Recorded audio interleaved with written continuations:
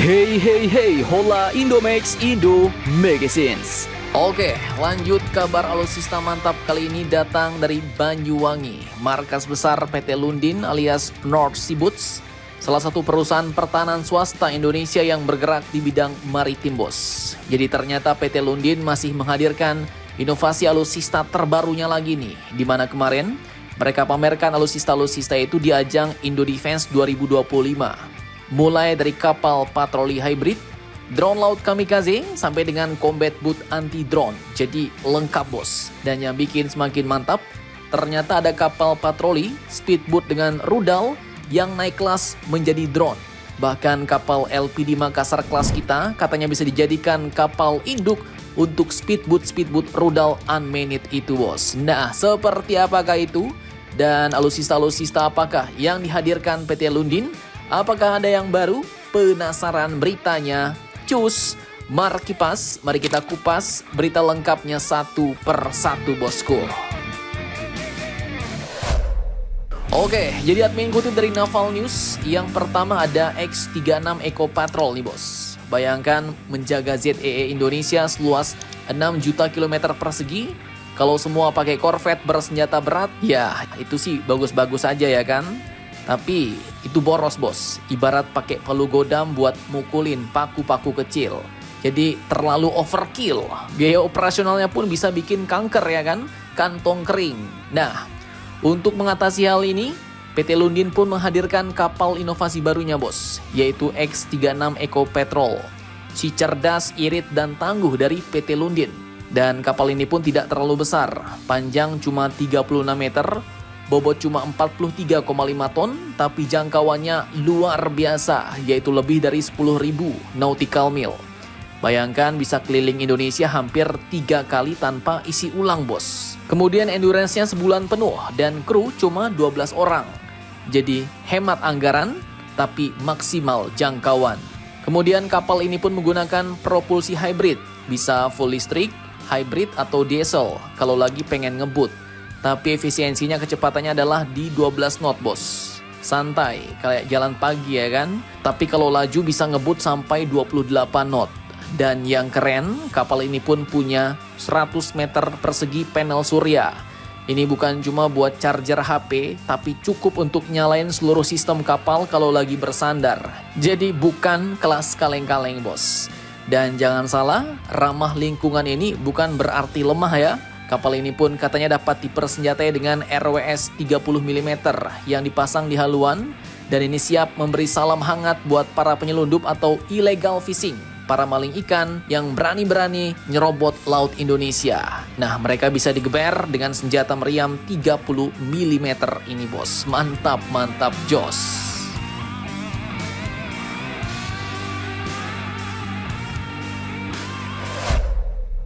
Oke, lanjut yang kedua, ada Arrow 600 USV, Unmanned Surface Vehicle.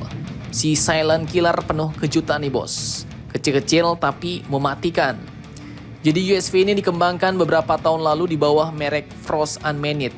Namun desainnya kini telah diperbaharui lagi berdasarkan pelajaran dari konflik di Ukraina, bos. Dan PT Lundin mengungkapkan bahwa prototipe Arrow 600 saat ini berada di Swedia dan sedang menjalani uji coba laut. Jadi awalnya kapal kecil ini pun dirancang untuk logistik seperti mengantar logistik ke pantai dan mengevakuasi korban saat kembali. Namun kini perkembangannya udah jauh, bos. Belajar dari medan perang Ukraina-Rusia, USV Arrow 600 kini juga dapat bertugas sebagai aset intelijen, pengawasan dan pengintaian, atau bahkan sebagai USV kamikaze dengan 200 kg bahan peledak di dalamnya, bos. Dan contoh yang ditampilkan di Indo Defense itu dilengkapi dengan 6 amunisi loitering dalam ruang kargonya. Siap jadi hadiah buat kapal musuh yang kurang ajar. Nah, tak main-main, bos. Kapal ini pun memiliki siluet yang sangat rendah dan kecepatan maksimum sampai 35 knot dengan teknologi water jet. Kedalaman draftnya hanya 350 mm sehingga memungkinkan pendaratan langsung di pantai. Dan Lundin menjelaskan bahwa water jet jauh lebih unggul daripada baling-baling dalam hal mundur dari pantai serta mengurangi kebisingan hingga 80%. USV Arrow 600 yang murah ini pun memiliki panjang cuma 6 meter dan lebar 1,2 meter dirancang agar 4 unit bisa dimuat dalam satu kontainer 20 kaki. Lambungnya terbuat dari bahan komposit dan bagian atas dari fiberglass untuk menekan harga. Bobotnya hanya 500 kg dengan jangkauan 200 mil laut. Jadi murah, modular, dan mematikan.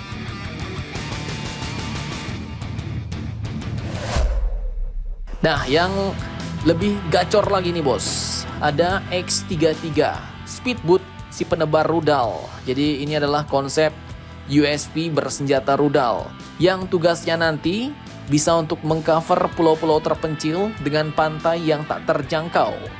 Jadi kalau udah ada kata tak terjangkau, nah biasanya itu kalau mau pasang baterai rudal anti kapal di darat itu ya kan ribet ya kan. Dan ini dia, dihadirkanlah solusinya oleh PT Lundin X33 USV dengan panjang 20 meter, bobot 33 ton. Jadi awalnya platform ini didesain buat patroli pesisir. Namun seiring perkembangan zaman, sekarang berevolusi jadi kapal tanpa awak pembawa rudal bos. Speedboat ini nantinya akan bersenjatakan Naval Strike Missile NSM dan dikendalikan oleh sistem tempur Kongsberg Vanguard. Hal ini pun dilakukan untuk memenuhi kebutuhan TNI Angkatan Laut akan kapal tak berawak bersenjata rudal bos. Dan kini mantapnya, 3 galangan kapal di Indonesia yaitu Republik Palindo, PT PAL dan PT Lundin tengah mendesain USV mereka masing-masing. Di mana kapal X33 ini nantinya akan dioperasikan secara awak terlebih dahulu bos dengan 6 personel. Tapi nantinya bakal menjadi sepenuhnya kapal tak berawak. Dan Lundin menyebut galangannya mampu membangun 6 unit X33 per tahun. Dan sebagai kapal induk USV-nya, jadi 3 unit X33 ini katanya dapat dimuat dalam dek belakang kapal LPD kelas Makassar milik TNI Angkatan Laut. Sehingga kapal-kapal LPD Makassar kelas Indonesia nanti bisa menjadi kapal induk dari USV ini bos. Mantap, mantap, jos.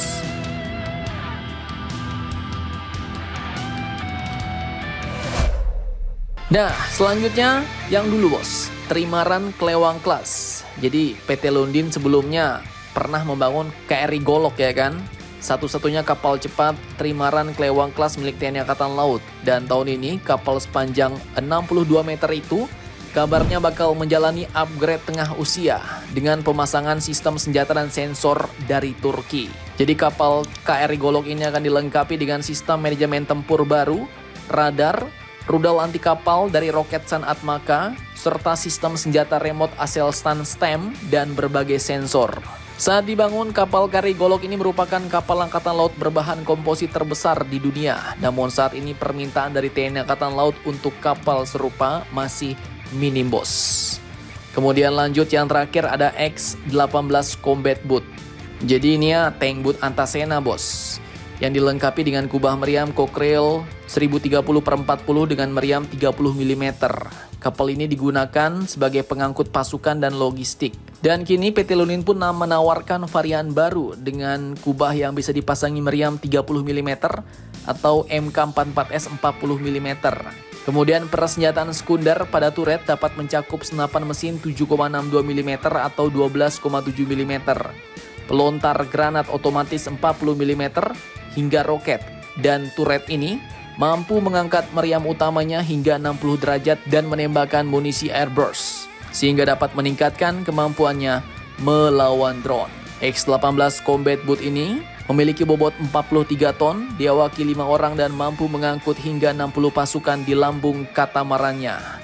Dan TNI Angkatan Darat masih mengevaluasi cara terbaik memanfaatkan kapal seperti ini bos, sehingga belum ada pesanan lanjutan untuk tipe tersebut.